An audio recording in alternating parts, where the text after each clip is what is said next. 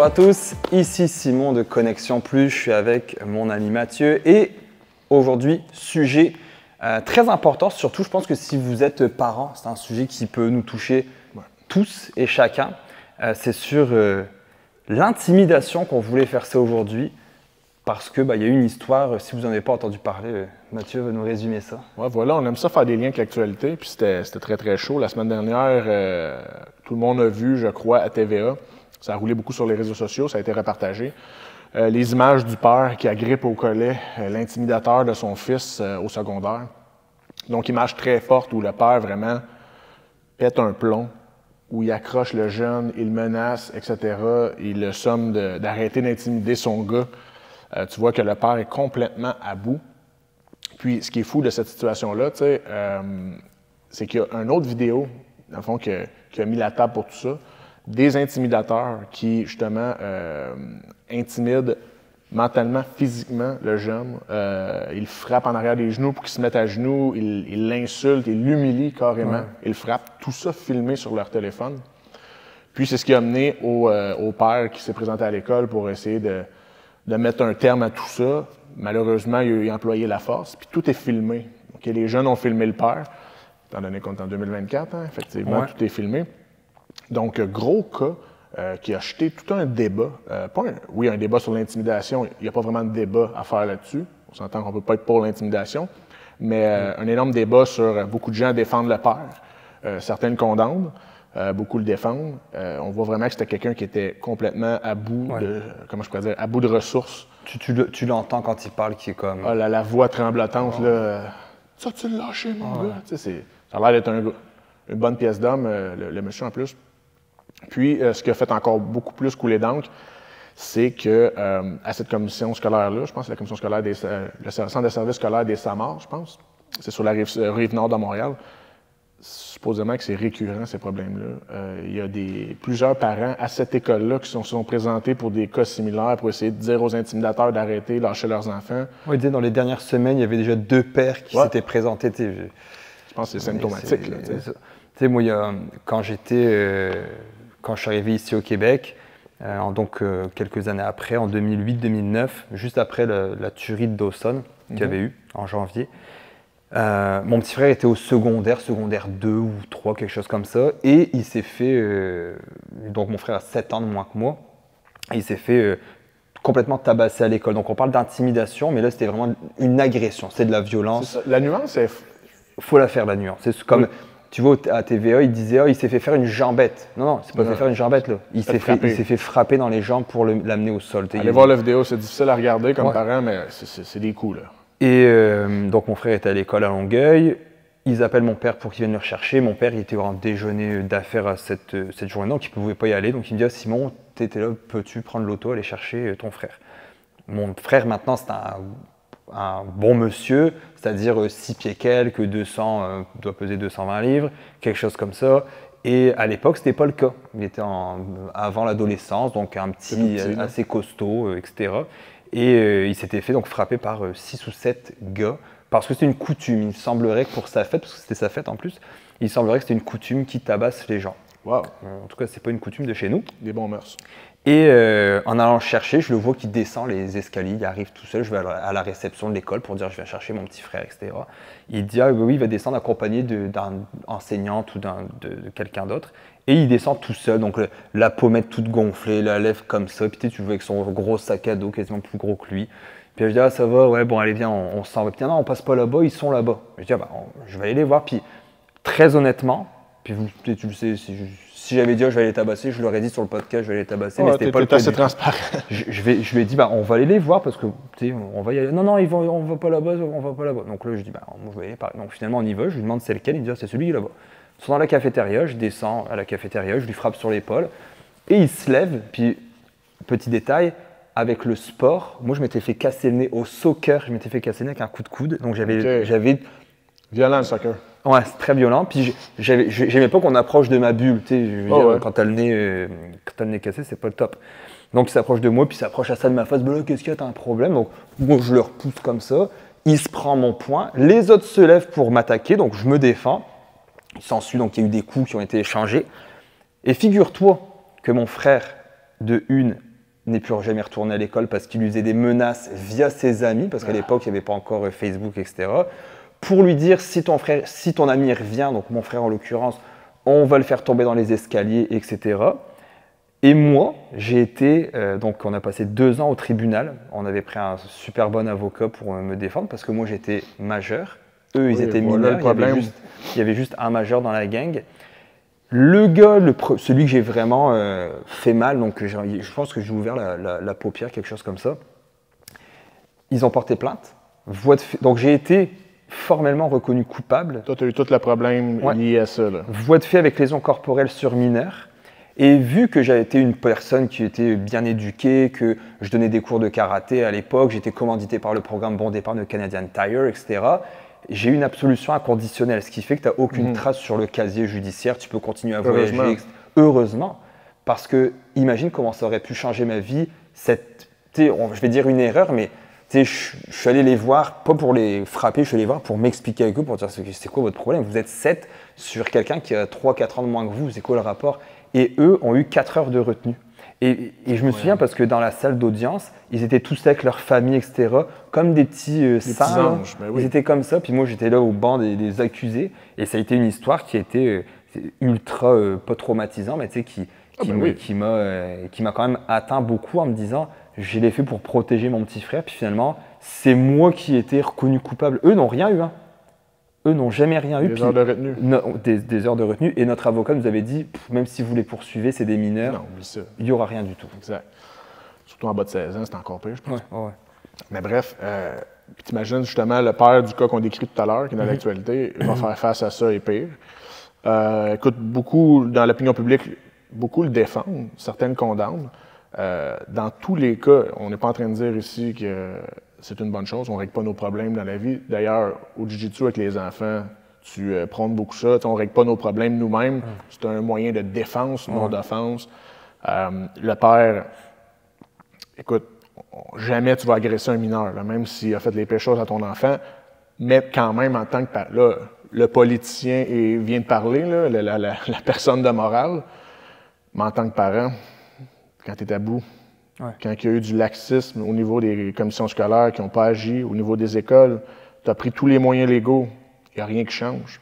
Parce qu'avant, ça s'arrêtait à l'école, dans l'autobus. Aujourd'hui, c'est sur les réseaux sociaux. Ça ne poursuit jamais. Il y a même une mère qui parlait aussi là, de cette commission scolaire-là, à TVA, qui parlait qu'il y a même un soir qu'ils ont suivi sa fille jusqu'à chez elle, puis ils ont frappé dans la porte. Tu sais, un truc de fou. Quand tout ça n'a pas fonctionné, tous les moyens légaux... tu fais quoi? Tu fais quoi? Puis ton fils, là, écoute, il veut pas aller à l'école. Il veut plus sortir. Il te parle de pensée suicidaire. Exactement. Tu fais quoi dans ce temps-là, tu sais? C'est ça qui est difficile. C'est dur à condamner. C'est dur à condamner le père. Puis le parallèle, on en a parlé cette semaine justement au gym, parce que c'est un sujet, je pense, qui nous a touchés tous. Tout le monde en a jasé. Parce qu'on est parents aussi, ou frères, sœurs, peu importe. Mais on parle d'enfants. On parle-tu des adultes? Ah ben voilà. Tu t'en parles des adultes? Simon, il sait, on est partenaires en business ensemble, on jase de tout, tu sais. Puis il voit aussi, parce que vous savez, je suis politicien également, je suis conseiller municipal dans ma ville, j'ai été candidat au fédéral également, pour me présenter comme député. Écoutez, quiconque est une personne publique, minimalement, là, dans sa vie, là, est exposé de façon sauvage à tout ça. Okay? Puis je suis quelqu'un qui est capable d'en prendre dans la vie. Là, okay? Je vous parlerai tantôt de... J'ai eu un petit passage à vide dans mon adolescence contre intimidation, mais je suis quelqu'un qui est capable d'en prendre. J'ai une personnalité forte. Mais écoutez, ce qui peut se dire par des adultes, majeurs et vaccinés, qui ont des emplois, souvent des bons emplois, qui ont des postes importants, ce qui se dit sur les réseaux sociaux, c'est épouvantable. C'est comme si tu as un trou noir. Tu dis ce que tu veux, puis ça disparaît dans l'univers. Tu sais, du genre, on prend une décision qui est impopulaire à la ville ou que les gens jugent impopulaire, on se fait invectiver, on se fait insulter de la pire façon. Il n'y a rien qu'on ne sait pas dire. Des choses que, moi, comme je dis souvent, si un enfant disait ça, je chicanerais sévèrement. C'est des adultes qui disent ça. C'est terrible. Fait que on essaie de condamner l'intimidation à l'école, puis de régler le problème, quand les adultes dans la société font exactement la même chose. Et pire, voire pire. Comment on règle ça? Moi, il y a un problème d'imputabilité, comme on en parle souvent, puis pas juste dans l'intimidation, mais dans la vie en général. Puis, il y a, je te l'avais déjà expliqué, il y a un maire dans une commune de France qui, lui, veut, dans le fond, vu qu'il y a beaucoup de casse dans la ville, beaucoup de dégradation, vandalisme, etc., que lui a dit que c'est les parents qui allaient payer, puis que c'est les parents des mineurs qui allaient être imputables. Je pense que c'est 16 ou 14 ans et moins. Et il y avait même pour Noël, ce maire-là, donné des, je pense que c'était 50 € par famille pour faire un cadeau aux enfants, des fois que les familles n'ont pas besoin. Et les enfants qui ne se comportaient pas bien, ils ne donnaient pas le 50 € aux parents, puis ça avait fait un gros débat. Ah bah, faut pas essayer ça au Québec. Mais après, je me dis, sinon, tu fais quoi? Tu fais quoi? Tu sais, tu peux pas juste te sauver sans aucune conséquence de tes actes. T'sais. Il y a la puis phrase... les parents ont une responsabilité, là, je suis désolé. Ah ben oui, 100%. Justement, tu donnes l'exemple. Tu donnes le mauvais exemple. Comment veux-tu chicaner les enfants après, tu sais? Puis cette imputabilité-là, ben écoute, personne là en ce moment. Non. Surtout pas sur les réseaux. Tu peux faire, non, pas sur les réseaux. Tu peux faire ce que tu veux, dire ce que tu veux, pratiquement. À part menace de mort, là, que rapidement, ça peut être judiciarisé. Merci. J'ai de la misère aujourd'hui avec ce mot-là. Voilà. Mais à part ça, tu peux dire n'importe quoi. Hey, Simon Boucaras, là, je trouve ça de la merde ce que tu fais. T'es un épais, de la pire espèce. Puis là, j'emploie des mots vraiment polis. Là. Écoute, il y a des trucs que j'ai lus sur moi ou sur plein d'autres choses. Ça se dit même pas. Donc, on est loin du compte de régler l'intimidation dans les écoles quand les parents agissent exactement la même chose. Ouais. L'exemple qu'on donne à nos enfants. Quand on commente l'actualité, puis on se met à dire des niaiseries, ou on rouvre notre compte de taxes, ou peu importe, puis on se met à dire des choses qui ne se répètent pas devant nos enfants, il ne faut pas se surprendre que les enfants se mettent à agresser physiquement d'autres jeunes. Tu sais, je pense qu'une bonne piste de solution pour les enfants et pour les parents, bien entendu, parce que quand ton enfant souffre, le parent, il souffre automatiquement. Ben oui. Ton enfant, il y a un rhume, puis t'es comme, oh my God, il est démuni, lui aussi, il ne sait pas quoi faire. Exactement. Moi, je pense que c'est d'avoir un cercle social, d'avoir une appartenance, que ce soit leur gang de gamers, leur gang de skaters, ceux avec qui ils font du sport. Le sport. Tu sais, moi, je prends beaucoup le sport parce que ben oui, tout à fait. On coach le jiu-jitsu aux enfants. Puis je pense que ça part de là, qu'ils ne soient pas tout seuls, qu'ils ne soient pas isolés dans leur chambre, qu'ils aient du monde à qui parler. Même, c'est bête ce que je vais dire, mais même si cette gang-là se fait un petit peu intimider tout ensemble, sont ensemble, au moins sont ensemble. Ouais. Au moins, ils vivent les mêmes choses, ils peuvent s'en parler. Parce qu'à un moment donné, dans la vie, on le sait tous, on arrête de parler à nos parents. On arrête de parler de ce qu'on vit parce que ça reste nos parents, puis ça reste son plus vieux, puis ils doivent être déconnectés. Puis ils peuvent même pas rien faire pour toi non plus. Non, c'est ça. Il y a un temps. Mais justement, leur créer un cercle social, mais les mettre dans des situations gagnantes. Là, on va parler du sport parce que c'est notre créneau. Puis c'est quelque chose que je crois énormément, puis c'est ce qui m'a aidé dans la vie à avoir confiance en moi. Toute ma vie, j'ai eu confiance en moi. Mes parents m'ont mis tout dans le sport. L'effet de gang. Ensemble, on est plus fort.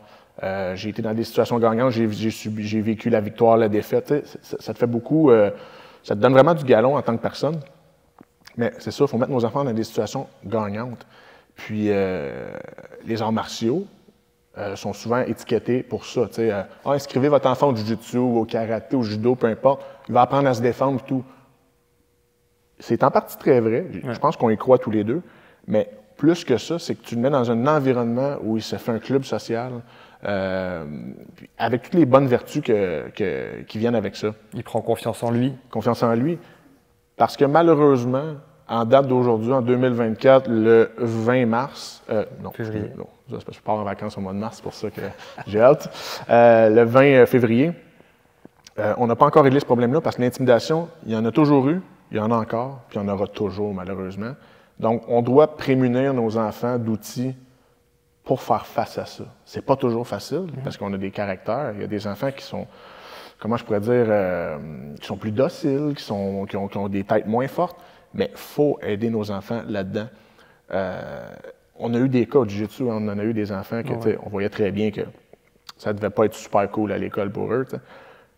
Puis, ils venaient ici, ça leur faisait un bien énorme, puis ils ont disparu, ces enfants-là. Parce que souvent, les parents, arrêtent, suivent pas, puis tout. Puis c'était en fait leur chance de s'en sortir. Donc, pensez à ça en tant que parent, je pense. Et puis là, on parle de sport, mais ça peut être, justement, comme tu disais, de la musique, n'importe quoi. Il faut les mettre dans des situations gagnantes. Moi, un truc qui m'a choqué dernièrement, je fais un peu la publicité du gym sur les réseaux sociaux pour dire « Hey guys, Il me reste des places au cours du Jiu-Jitsu 4 à 7, puis 8 à 13 ans. Amenez vos enfants, c'est super bien pour lutter contre l'intimidation. Puis je me refais reprendre par une madame qui est intervenante dans les écoles sur l'intimidation, qui me dit, bah voyons, je pense pas que je suis d'accord avec vous de prôner la violence pour régler le problème. Puis en plus, j'ai écrit bien dans la vie, donc j'ai répondu à la madame, mais pas du tout. Je dis même en Jiu-Jitsu, il n'y a même pas de coup, il n'y a aucun coup. C'est le gentle art. Puis elle m'a répondu, ah ok, désolé, je ne savais pas. Ça m'a choqué parce que je me dis, c'est une personne qui est dans nos écoles, qui est intervenante, qui est formée à agir.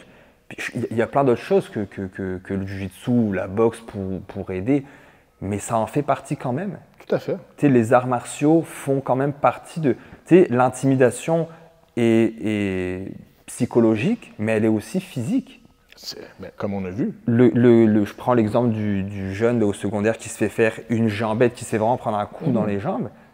Fais ça ici, un de nos élèves qui fait du jiu-jitsu, ça n'arrivera pas. Là. Il va rester debout. Là. Je te garantis qu'il va rester debout. Il va avoir acquis un bagage. Il y a une expression que j'adore, okay? C'est t'es mieux d'être un guerrier dans un jardin qu'un jardinier dans un champ de bataille dans la guerre.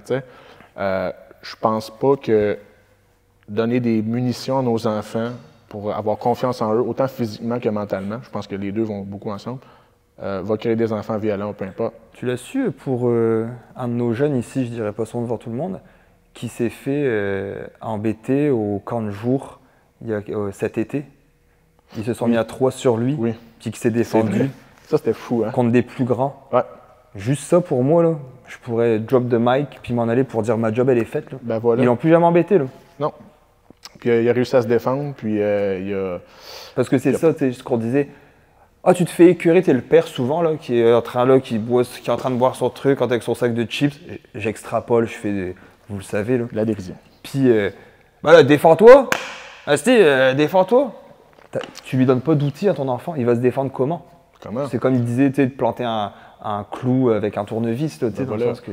Ou souvent, la mère, comme je pense n'importe quelle bonne mère des années 80-90, se dit à son enfant un jour, arrête de les écouter, là, ils vont arrêter. Ouais. Ignore-les, ils vont arrêter. Ça va passer. Ça passe jamais. Ouais. C'est faux, ça. Donc, il faut vraiment aider nos jeunes là-dedans. Puis, tu sais, on parlait tantôt pour l'avenir, mais il y a de confronter ce problème-là, plutôt comme mon petit frère, de dire non, on n'y va pas, on s'en va de l'autre bord pour pas les croiser. Tu peux pas esquiver les problèmes toute ta vie, parce que c'en est un problème, puis c'est un gros problème que si tu l'esquives, toute ta vie, ça va te rester. Tout seul, puis au travail, professionnellement. En 2012, je pense, avec Éric Barak, un boxeur professionnel à l'époque, on avait monté un truc... J'ai pas entendu ce nom-là. Ah ouais, non, c'est vieux, je pense pas qu'il se bat encore. On avait monté un programme contre l'intimidation, puis on allait dans les écoles, puis même le TVA Sport avait écrit un article sur nous, un petit bout là, dans le journal pour dire qu'on s'occupait d'un programme contre l'intimidation. Puis notre but, c'était de prendre les intimidateurs avec ceux qui se font intimider, puis de leur donner des cours de jiu-jitsu, de karaté, de boxe, etc. De les mettre ensemble et de parler aussi aux intimidateurs pour leur dire « ce que tu fais là, c'est terrible pour toi, ou que ce soit sur Internet, j'envoie un message, je l'envoie, moi après il n'existe plus ce message, j'ai envoyé mon message de haine, je m'en fous. Ouais, mais il y a celui qui va le prendre, qui va le lire, va peut-être qu'à ce moment-là, ça va mal dans sa vie, puis qu'il va péter tu sais pas la couche que tu viens de rajouter à cette personne-là. Tu comprends ce que je veux dire? Je comprends. Tu viens de dire quelque chose de super important, tu sais. Je vais parler d'un volet personnel. Tu sais, on parle souvent de l'intimider, mais l'intimidateur, c'est pas une victime. Là. Mais à bas âge, on va dire fin du primaire, secondaire, lui-ci, ultimement, faut l'aider à prendre conscience de ce qu'il fait. Puis c'est là que je vais faire le parallèle avec mon expérience personnelle. Tu peux être d'excellents parents, puis tu as un jeune intimidateur en puissance entre les mains. Ça a été le cas de mes parents. Je vous dirais, au début de mon secondaire, peut-être aller jusqu'au milieu de secondaire, j'ai pas toujours été gentil. J'ai eu beaucoup de chance dans la vie, justement. Mes parents m'ont placé dans des conditions gagnantes, les sports, etc. J'ai toujours fait partie des bonnes gangs. J'ai toujours été, excusez l'expression qui est plus à la mode, là, j'ai toujours été dans les coups. J'ai jamais été rejeté, peu importe. Puis, j'ai une certaine répartie dans la vie, puis j'aime ça, des fois dire des petites blagues, mais c'était pas des petites blagues, j'ai été baveux. Il y en a à qui j'en ai fait baver, puis écoute, il y a des personnes que j'ai recroisées, puis écoute, ça m'a poigné au cœur à quel point je m'en veux de ça. Puis sais, Simon me connaît, n'importe qui me connaît, j'étais impliqué dans ma communauté à plein de niveaux. Le jiu-jitsu, la première chose qu'on voulait faire en ouvrant, c'était ça. Ouais. C'était de créer une communauté. Je suis super communautaire, j'aime aider les gens. Il y a le mot dans notre plan d'affaires qu'on a monté avant qu'on soit ouvert, il y avait le mot inclusif. C'était vraiment quelque chose qu'on y tenait. Là, que tout le monde se sente à sa place. T'sais. Puis je suis comme ça dans ma vie. Mais je ne l'ai pas toujours été. Justement, ado, j'ai vraiment une passe où j'étais pas une bonne personne. Ça n'a pas été physique, peu importe, mais j'étais, en bon québécois, un petit baveux. Puis, mon père m'a toujours dit, mon père a toujours été en affaires. Mon père était dans le déneigement à l'époque, puis n'importe qui connaît, tout le monde connaît le déneigeur dans sa ville, tu sais, beaucoup de clients. Puis mon père me dit, hey, écoute, je vais signer les contrats là, le soir, là, puis les parents me disent, ah, t'es le père à Mathieu Davio. Ah non. Là, moi, qu'est-ce que je répondais comme ado? Ben ouais, ça c'est un truc de père. Là, Il me disait tout le temps, mon père parle comme ça, il dit, petit gars, fais attention, ça va te rattraper. Puis c'est vraiment pas de la bullshit, je vous dis, c'est tel quel. Le temps passe un peu, j'arrive à 16 ans environ, je travaille pour mon père l'été et tout. Il m'implique plus dans le business. Des fois, il m'amène voir les clients, des trucs comme ça. Puis je me suis rendu compte que c'était vrai. J'ai eu des situations où, tu sais, vraiment, des clients pas vouloir m'avoir. Ah ouais? Okay. Ben oui. Ça, je te le jure. Ah ouais? Non, lui, mon père avait une compagnie également d'entretien paysager. Il faisait des gazons l'été. Non, je ne le veux pas chez nous. J'ai réalisé, vraiment à ce moment-là, je dirais à la limite au bon moment, là, que ça était pour avoir, parce que j'ai toujours été quelqu'un d'ambitieux dans la vie, autant publiquement que professionnellement. Puis j'ai vraiment réalisé que je pouvais être un leader positif à la place. Ben oui, bien sûr. J'ai toujours été un leader, mais j'ai vraiment déjà été un leader négatif. Mais ça s'explique à ces jeunes-là. Ouais. Tu sais, je pense que ce serait une belle piste de solution, mettre dans le visage à ces jeunes-là, hey, c'est ça qui t'attend. Je suis élu municipal, tu sais, je le répète, il y a des gens qui ont voté pour moi. J'ai des business de cœur, comme l'académie ici, où il y a des gens qui viennent nous donner leur argent pour qu'on leur donne des cours, ils nous apprécient, ils nous aiment, puis tout. Rien de ça serait arrivé si j'avais continué dans cette voie-là, tu sais. Mais ça s'explique aux jeunes. Mais si les parents, eux-mêmes, sont des bullies, disent n'importe quoi sur les réseaux sociaux, comment veux-tu l'expliquer aux jeunes? Mais ce serait déjà une belle piste de solution. Ouais. Tu sais, arriver en pleine face, là, trouver peut-être des exemples. Tu sais, j'adorerais cet exemple-là. Tu sais, le petit bully là, qui ont frappé l'enfant. Là. Moi, j'irais le voir. Là, hey, gars, mon homme, là, on va faire quelque chose. Là. Regarde tout ce que je fais dans la vie. Là. J'ai déjà été comme toi. Mm-hmm. Si j'avais continué, j'aurais rien de ça. Là. C'est clair. Fait que je pense que ça pourrait être... Tu sais, j'ai eu, il y a quelques mois, j'avais un autre podcast qui était sur les finances personnelles. Donc, automatiquement, l'investissement, on parlait d'argent. Puis, moi, j'ai toujours été très transparent. Ça, c'est pas beau, l'argent. Exactement. Donc, n'oublions pas que l'argent, c'est le mal. Et on s'est fait beaucoup insulter, que ce soit sur moi ou des invités. Et je ne sais plus sur quel invité, il y avait eu un message et la personne, c'était pas des messages, il y avait beaucoup de haine, mais il y en avait un particulièrement, tu sais, il y en a quelques-uns des fois qui ressortent là, puis t'es comme, hey, t'as vraiment écrit ça? Puis le gars sur sa photo de profil, j'avais été voir, j'ai cliqué dessus, chose à ne pas faire, hein. Honnêtement, maintenant j'essaie de même pas aller regarder les commentaires, là. C'est pas facile. Et il était avec ses 2 enfants, puis j'avais écrit, je vois que tu as des enfants sur ta photo, j'espère que jamais un jour tes enfants vont se prendre ce genre de commentaires-là. Tellement c'était intense. Et la personne avait supprimé son commentaire par la suite, mais juste de leur faire réaliser, est-ce que tu fais là? Il y a un humain de l'autre bord qui le voit. Même si c'est un joueur, je pense que c'était Max Talbot, si ma mémoire est bonne, même si c'est un joueur de la Ligue nationale. Tu sais, le podcast que j'avais à l'époque, là, moi j'ai des vidéos sur mon propre TikTok là, de 1,4 million de vues sur une vidéo en particulier. Puis c'est des insultes. C'est 3/4, c'est des insultes. Parce que la majorité silencieuse, la majorité est silencieuse. Elle ne commande pas. Elle regarde, elle apprécie, peut-être un like ou pas. Mais les gens qui sont haineux, on dirait qu'ils font ça de leur vie d'ailleurs, eux, ils y vont. Ah, des fois, je me dis, ces gens-là travaillent-tu dans la vie? Bah, sûrement, mais... Ou ils sont pas heureux dans la vie. Donc, voilà. Tu sais, il y a une conséquence. Il y a quelqu'un à l'autre bout. C'est pas parce que, voyons, on fait un podcast, on adore la liberté d'expression et tout, mais c'est pas parce qu'il y a une liberté d'expression que tu peux dire n'importe quoi non plus. Je peux être vraiment en désaccord, puis Dieu sait comment j'aime m'obstiner dans la vie, ma blonde en témoignerait, Simon, on s'abstine tous les jours, je pense. Mais ça, c'est du débat.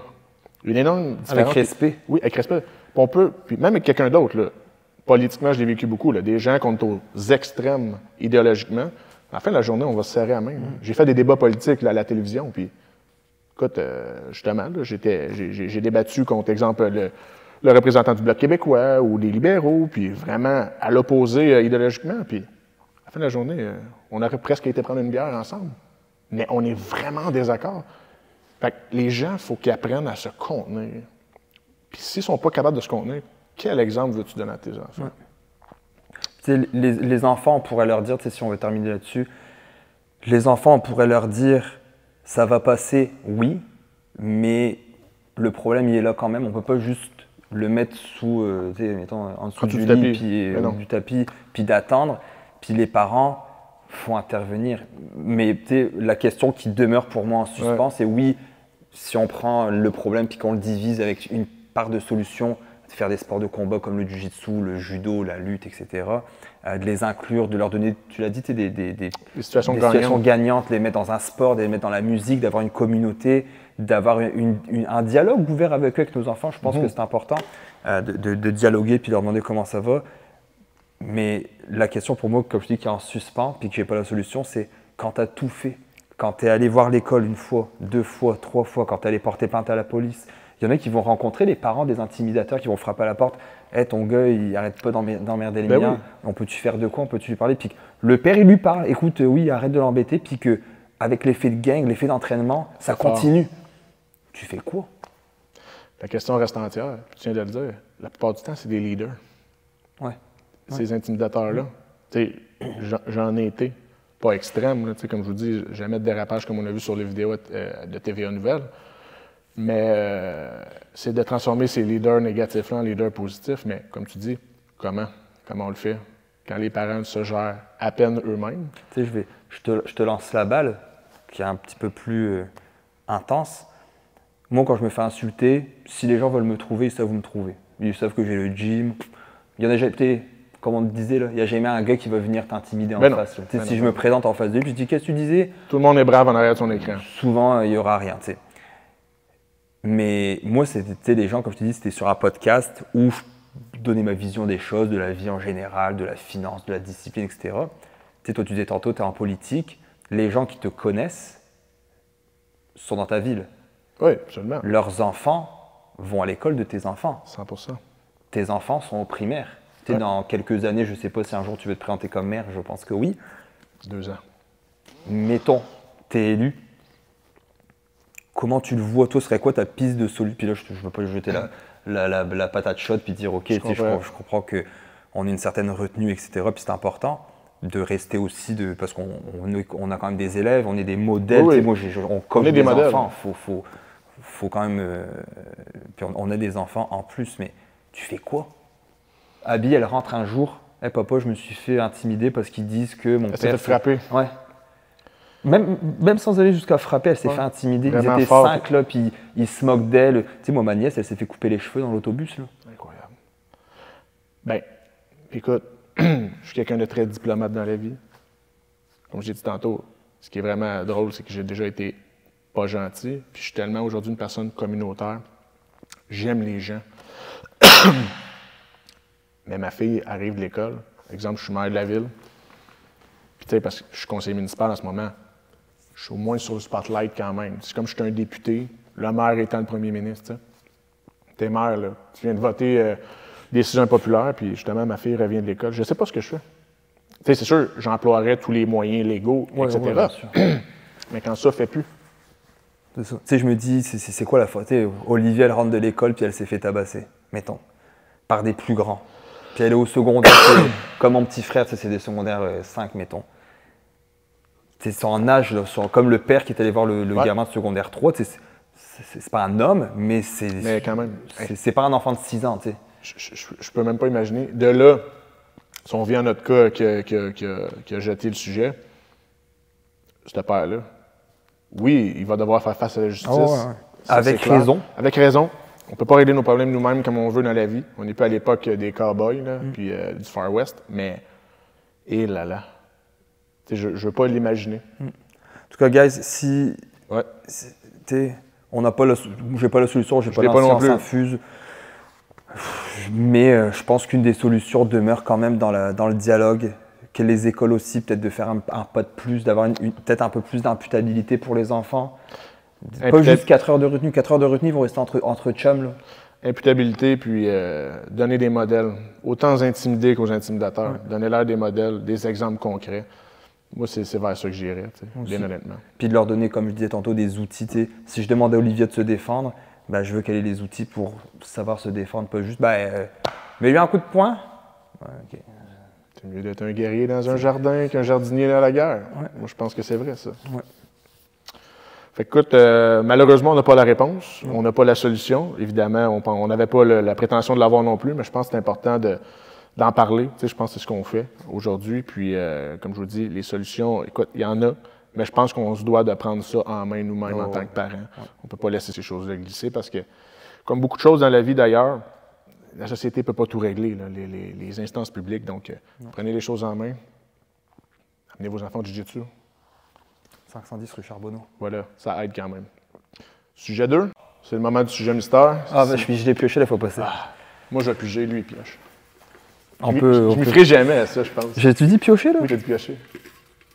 Je suis pioché. On fait une story, guys. Piocher ou piger? Allez, les Français vont dire, ça dépend dans où est-ce que je la mets, cette story. On va mettre la géolocalisation à Ouma. Ouais. On se fait la Maisonneuve. All right. C'est quasiment, ça a l'air arrangé. C'est quoi? Les parents versus les arbitres et les coachs dans le sport. OK. C'est très, très, très, très, très en lien avec ce qu'on vient de discuter. On avait d'autres sujets, là, je vous le jure. C'est sûr que non, c'est juste ça. Non, c'est juste ça. Écoute, je vous lirai les autres tantôt, mais juré, c'était pas voulu. On met des sujets quand même connexes, mais celui-là, je pense qu'il est plus que connexe.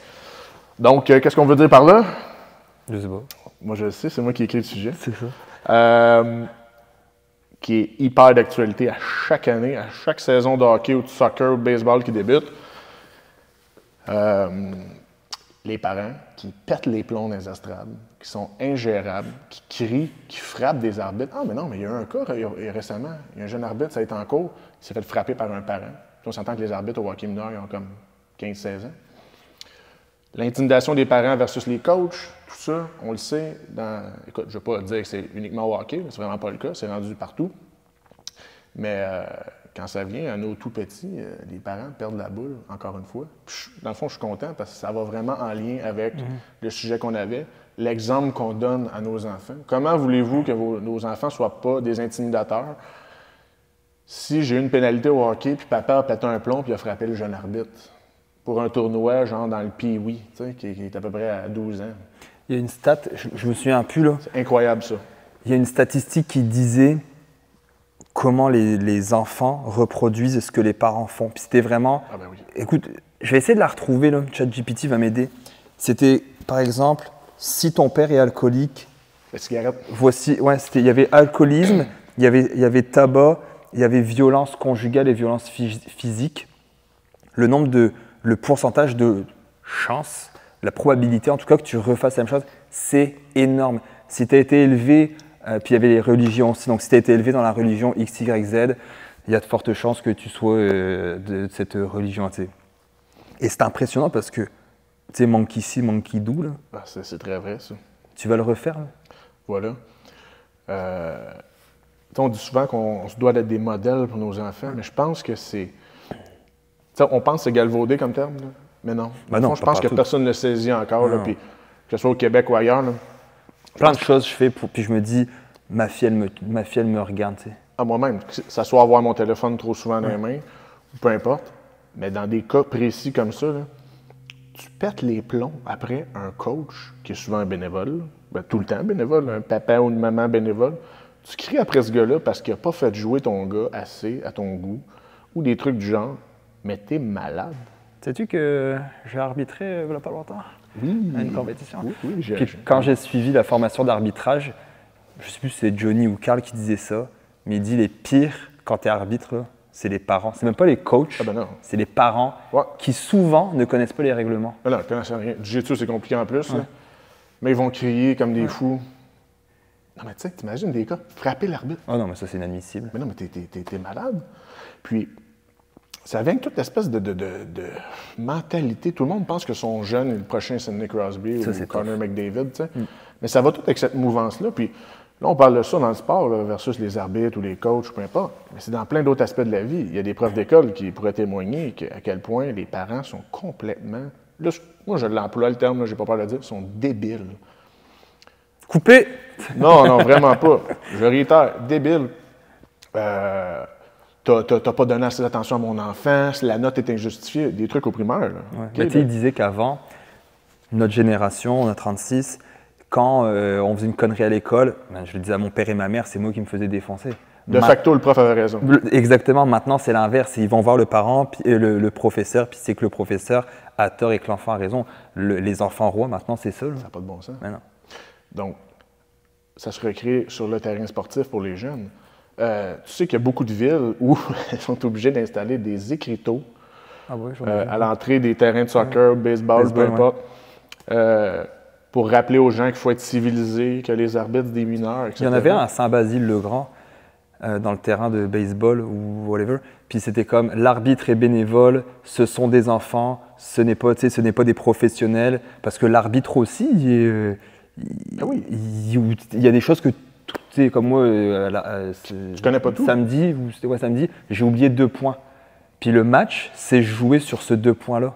Moi, je ne l'ai pas vu, mais Karl, le chef arbitre, l'a vu, donc lui, il a dit au scorekeeper de mettre le 2 points. Mais moi, en tant qu'arbitre, je ne l'ai jamais mis le 2 points. Pas vu.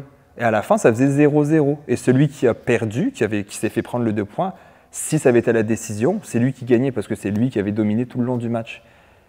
Mais là, on n'est pas en finale de championnat du monde. Là. Ben voilà. On est dans une compétition locale. Puis écoute, Simon, sport adulte, professionnel, c'est une autre histoire. Là. Même si on est au championnat là, canadien de hockey mineur ou de soccer, puis le ref, là, il prend un mauvais call. Écoute, tout le monde est fâché, tout le monde veut gagner dans la vie. Je suis la personne qui aime le plus gagner dans la vie, je pense. Mais tabarouette, on se calme le pompon. Tu sais, peut-être, je sais pas, je parle à travers mon chapeau, mais je pense pas, j'ai quand même une bonne expérience là-dedans. Là. J'ai joué au hockey, football, puis jiu-jitsu depuis très longtemps. Dans les arts martiaux, c'est vraiment pas la norme. En voulant dire, des joueurs ou des combattants qui vont se pogner avec l'arbitre, des trucs comme ça, il y a comme une espèce de respect plus grand envers l'arbitre. Mais dans les sports d'équipe, là, souvent, là, l'arbitre... Au soccer en France, c'est complètement fou. Hein? Les histoires où ça, les hooligans en Angleterre et tout. Ouais. Angleterre, Allemagne, c'est une autre game. Là, ils disent, hein, les arbitres, souvent, ils s'en vont avec des gardes du corps, ils sortent par une autre sortie de secours pour partir chez eux. Tu vois qu'on n'est pas là en tant que société. C'est du sport. Hein? Puis je ramène ça encore au fait de l'exemple qu'on donne à nos enfants. Il ne faut pas se surprendre du comportement, qu'il y ait de l'intimidation dans les écoles, etc. Puis, ce qui est dérangeant là-dedans, puis je vais un petit commentaire, je vais mettre un commentaire plus social, là, sociétal, mais je le vois beaucoup à la ville, je le vois sur les réseaux sociaux, je le vois dans les sports. Je ne sais pas si, oui, la conjoncture économique joue, mais ça fait longtemps de ça, là, que ça dure. On dirait que les gens ne sont pas heureux. T'sais, moi, je me dis toujours, écoutez, toute personne qui est sur les Spotted, peu importe de la ville d'où vous venez, nous on parle de Saint-Amand, mais que tu viennes de Boucherville, Varennes, Chibougamau, tout le monde a son Spotted, là, Spotted de Montréal, Spotted n'importe où. Tu lis les choses là-dessus, puis souvent, là, des gens te font des paragraphes ça de long là, pour insulter ou décrire une situation qui sont fâchés. Faut être pas heureux. Ouais. Moi, ce qui me fiberglass, c'est quand je vois, exemple, une personne, un adulte, sur quoi, qui se lève, qui arrive à la maison, qui sort son sel, qui écrit un paragraphe ça de long, parce qu'il est frustré, qu'il a oublié ses cornichons dans son Big Mac au McDo. Puis là, dans son message, il écrit après la petite fille du McDo, la petite niaiseuse qui a oublié mes ci puis mes ça, McDo de marde, ville de marde, pays de marde, planète de merde. Mais t'es content de quoi dans la vie? C'est parce que la petite niaiseuse, là, ça pourrait être ta fille d'une couple d'années qui travaille comme étudiante. Là. Les gens ne réalisent pas la portée de leurs gestes. On ramène ça au sport. Là.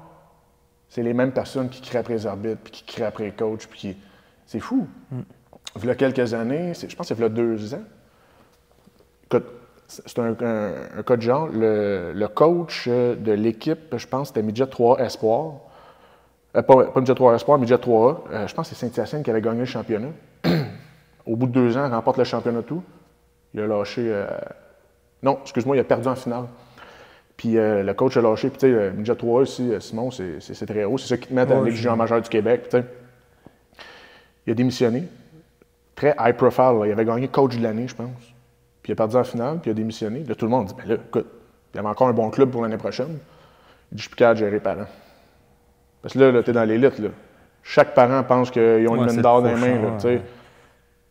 T'imagines? Le gars part en finale. En finale. La dernière clip au classement aurait tout donné pour se rendre en haut. Juste perdre en finale. Puis le gars, c'est un adulte, il lâche parce qu'il se fait trop insulter, plus capable de gérer les parents et tout. On divague complètement. Les gens sont malheureux, on dirait. Je ne sais pas pourquoi. Tu sais, là, on parle du taux. Le taux d'intérêt, tu peux dire plein de choses, le coût de la vie, etc. Soit. Mais ça ne date pas d'hier. Là. On vient de vivre une décennie de feu, là, côté emploi, côté création de richesse, tout. Les gens étaient pareils. Non, mais je pense qu'on l'a dit dans la première partie du podcast. Je pense qu'il y a les réseaux sociaux qui font que, comme j'ai dit, j'aime le terme trou noir. C'est je déverse mon fiel là-dedans, puis arrivera ce que. Tu sais, moi, je t'ai montré la semaine passée un TikTok que quelqu'un a repris un de mes TikTok, qu'il a publié, qui a déformé, qui a pris une phrase que j'ai dit, puis qui en a rajouté, il a extrapolé ma phrase alors que j'ai rien dit. Et il m'insulte dedans. Puis je me dis, t'as vraiment. C'est un millionnaire, le gars. Ça, on sait dire. Je pense que c'en est un pour vrai. Moi, je dirais son nom. En tout cas, je suis à toi, moi, ça me tenterait de dire. Puis, je me suis dit, puis je leur ai même écrit, parce qu'après, ils commencent à m'insulter sur le physique avec d'autres personnes. Ma tête de têteux, je suis comme, tu sais à quel point je suis têteux dans la vie, oui. Puis, je leur ai dit, hey guys, si vous voulez vous défouler, venez au gym. Hein. Hey, on est là, on fait des sports de combat. Là. Si vous avez besoin, des fois, on a besoin de sortir notre fou, viens frapper dans les sacs, là. Mais d'insulter quelqu'un sur les réseaux sociaux, tu sais, comme je t'ai dit. Tout le monde est brave derrière son écran. Là. Ah bah ouais, c'est facile. Puis tu sais, tu vas lui faire de quoi? Il va aller te mettre une mise en demeure parce qu'il a peur. Ah bah oui, ça va être après les avocats. Donc c'est ça, je pense que les réseaux sociaux accentuent le fait qu'il n'y a pas d'imputabilité, qu'il n'y a pas. Peu importe ce que tu fais, tu vas avoir une tape sur les doigts, peut-être. Tu sais, sans tomber dans les grandes analyses là, de société, mais oui, c'est ça. C'est pas un gain, je pense, pour l'humanité, les réseaux sociaux. Malheureusement, et ça devrait, c'est tellement des beaux outils pour la connaissance, le savoir, le lien entre les humains. Mais c'est incroyable la haine qui se met là-dessus. Puis on parlait d'imputabilité tantôt, la phrase de Mike Tyson. Ouais. Je pense que tout le monde a vu ce meme-là. Là. Comment il disait? Peut-on le traduit en français? Ben, c'est genre, à cause des réseaux sociaux, les gens ont oublié de se faire puncher dans la face. Là, les gens ont oublié à quel point tu peux te faire frapper dans la face pour ce que tu dis ou fais. À cause des réseaux sociaux, les gens ont oublié que tu peux te faire frapper dans la face. Voilà. Ouais. Puis là, le but de ça, c'est pas de dire qu'il faut commencer à frapper les gens au visage, mais oui, dans la vraie vie, justement, je le vis au conseil municipal, on se fait dire des choses incroyables sur les réseaux sociaux. Souvent, je recroisais ces gens-là. « Hey, salut Mathieu, ça va? » Ou « Ah, excuse-moi mon vieux, j'étais fâché l'autre fois, là, c'est pas ça que je voulais dire. » Ben tu l'as dit quand même. Ouais. Pense 2 fois avant de taper sur ton ordinateur, tu sais. Tu peux pas juste penser comme ça. Tu sais, il fut un temps, puis il est là le problème, on pourrait peut-être conclure là-dessus, là, mais à l'époque, avant les réseaux sociaux, tu voulais émettre une opinion sur quelque chose qui te déplaisait, il fallait que tu prennes ton papier, ton crayon, ton papier, tu rédiges une lettre argumentaire que tu pouvais peut-être faire publier dans le journal. Ouais, fait qu'il y avait beaucoup de temps entre « je suis fâché après la fille au McDo qui a oublié mes cornichons », puis que ma lettre se rende chez McDo Canada ou dans le journal. Mais là, aujourd'hui, en 30 secondes, il n'est même pas revenu chez eux avec son sac de Big Mac, là. Il est en train de l'écrire « Ah, ça m'a fait du bien ». Et pour lui, c'est parti. Ouais. Pour la petite fille au McDo, là, ça peut durer 10 ans. C'est clair. Incroyable, hein? C'est juste une insulte, tu sais, quelqu'un qui rentre en dedans, ben là, comment, tu sais, qui est vraiment fâché, tu peux scraper une personne. Mais carrément. On ramène ça au sujet initial qui était la violence des parents. Non, mais des parents dans les sports. Okay. Tu sais, le jeune arbitre là, qui a 14, 15, 16 ans, qui se fait intimider comme ça là, pendant une game, peut-être qu'il ne voudra plus jamais arbitrer. Pour toute sa vie. Ça aurait peut-être été un arbitre incroyable. Puis à cause de, je vais le dire, cette épée-là ou épaisse-là, dans l'aréna, n'arbitera plus jamais. J'ai aidé beaucoup de monde avec mon ancien podcast. Et je sais, j'ai tellement de monde qui m'ont écrit, surtout quand j'ai décidé de quitter. comme quoi j'avais changé leur vie, puis tout est grâce à certains conseils que j'avais donnés, puis des invités que j'avais eu, dont toi, tu étais venu deux, trois fois sur le podcast, puis tu as donné des conseils à des jeunes qui peut-être qu'on le sait pas, que ça leur a changé leur vie, puis tout, t'sais. Et tu sais, là, faut pas, quand je t'ai montré le truc de TikTok, tu m'as dit, à quoi ça sert, puis j'ai même dit à ma blonde, je dis, à quoi ça me sert de faire ça, puis finalement, je me suis dit, tu sais quoi, si je peux en aider une ou deux personnes, bah ça va être fait. Puis c'est ça qui va me motiver à garder parce que tu dis on peut lâcher, puis c'est vrai, peut-être que j'aurais juste pu dire, hey, regarde, tu sais quoi là. Faut pas se laisser décourager par les idiots, tu sais. Ouais, puis il y en a beaucoup. Puis ils sont bruyants. Toujours, c'est sûr que j'appelle plus fort. Ouais. Fait que si vous êtes un coach, un arbitre ou quelqu'un qui gravite dans le sport, découragez-vous pas, on a besoin de vous autres. Ouais. On dit toujours, on se plaint, on manque d'arbitres dans les sports organisés pour jeunes. Ben, découragez-vous pas, on a besoin de vous autres. Fait que moi, je lève mon chapeau. N'importe qui, coacher, c'est quelque chose dans la vie, c'est pas évident, mais n'importe qui a arbitré dans sa vie, je respecte ça à 100%. Il n'y a pas d'arbitre, il n'y a pas de game. Non. Pensez-y. Avant de crier après un jeune la prochaine fois, pensez-y donc. On se voit la semaine prochaine. On se voit la semaine prochaine, mon vieux. Merci, guys. Si vous avez aimé ça, commentez. Ouais. Puis, n'oubliez pas de partager. Je pense que c'est toujours cool. Si vous connaissez des gens dans votre entourage, des jeunes qui se font intimider, etc., je pense que ça peut peut-être leur donner un petit pep talk. Puis que oui, ça passe. C'est pas facile. C'est vraiment pas facile. Non, c'est pas facile. Mais allez chercher les bons outils. Puis si vous n'aimez pas ce que vous regardez avec nous deux, regardez-nous pas. Ou venez nous voir à l'académie si vous avez quelque chose à nous dire. S'il vous plaît. Bye, guys. Bye, tout le monde.